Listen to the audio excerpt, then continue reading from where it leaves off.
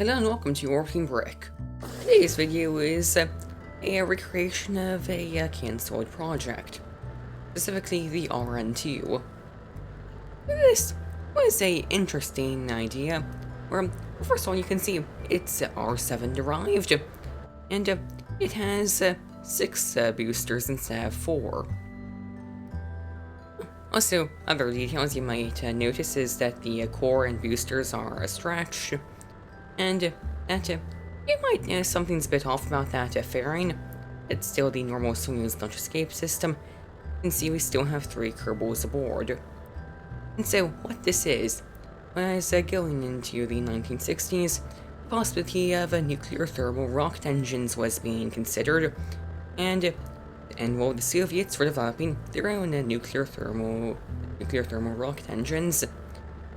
And so, if you're developing a rocket engine, you obviously have to have a rocket to put it on. And so, this is a Soyuz derivative with a nuclear engine on it. And so, first of all, that's crazy on its own. Also, this engine, it does not use liquid hydrogen like a normal, this American nuclear thermal rocket engine. It uses liquid ammonia. Though actually in later studies liquid hydrogen was considered. Now, since this was a proposal for a moon rocket, I also put this lunar spacecraft on it, which looks like it's been exposed to some radiation, hasn't it?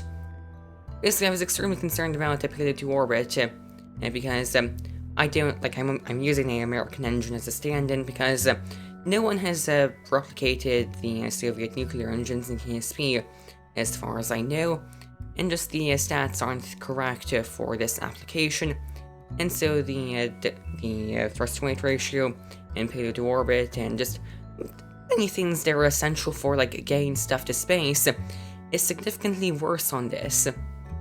And so yeah, I basically tried to save as much weight as possible. I used a Gemini lander can. So I ended up with a very ugly spacecraft. I managed to talk on about the backstory of this, and we're already at the Mun. And so, yeah, we were able to use the R7 core literally all the way up until our lunar orbital insertion.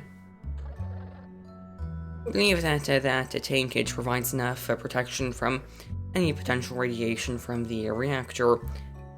So, yeah, this is actually it's actually pretty reasonable when you think about it. Also, since this is the RN2, you might ask about the RN1, which was a ballistic missile variant of this. Anyways, so we can now land on the lunar surface, almost tip over after landing on a rock. And now deploy the ladders, and can have our Kerbals go on an EVA. We're able to bring the 3 crew to the surface because we're able to bring the entire Soyuz crew capsule with us. Also, theoretically, I could get even more out of this by doing a lunar orbit rendezvous design. However, again, this thing, especially, I actually was not able to find anything about the true proposed design for the spacecraft, only the rocket itself. This is completely made up by myself, this spacecraft. Honestly, yeah, I could have gotten tons of things wrong about the proposed mission, but as far as I know, there was nothing proposed beyond the launch vehicle. Also, due to a major mistake by myself, I forgot to change the mission flag, so yeah, planted an American flag. Sorry about that. And now we can lift off from the surface and return to orbit. Really, the interesting part has already passed. You came here for the nuclear R7, and yeah, that's the core stage is now going to be forever orbiting around the Mun. And so, I have nothing else to say about the actual craft, so I guess I should go back to the mission. We've performed our transmitter injection, and now we're just time warping away from the Mun. However, something interesting will happen here that hasn't happened to me in a while, because you see our time warp got stopped there. It's because there's a solar storm occurring right now. which, I honestly kind of forgot about these. I hadn't really cared about solar storms since my Duna mission, and yeah, it was a while ago.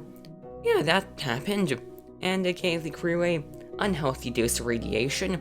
I guess the game determined that they had not been exposed to enough radiation from the nuclear reactor. As after that, mission proceeds without hindrance, and now we can re-enter. Not much to really say here. Standard lunar re-entry, well, lunar re-entry, I should say. And yeah, taking a pretty long while, isn't it?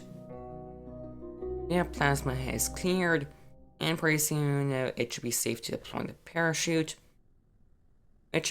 Yeah, no drogue chute, so as always, an incredibly unrealistic sun deceleration, and we can splash down, which is arguably even more unrealistic.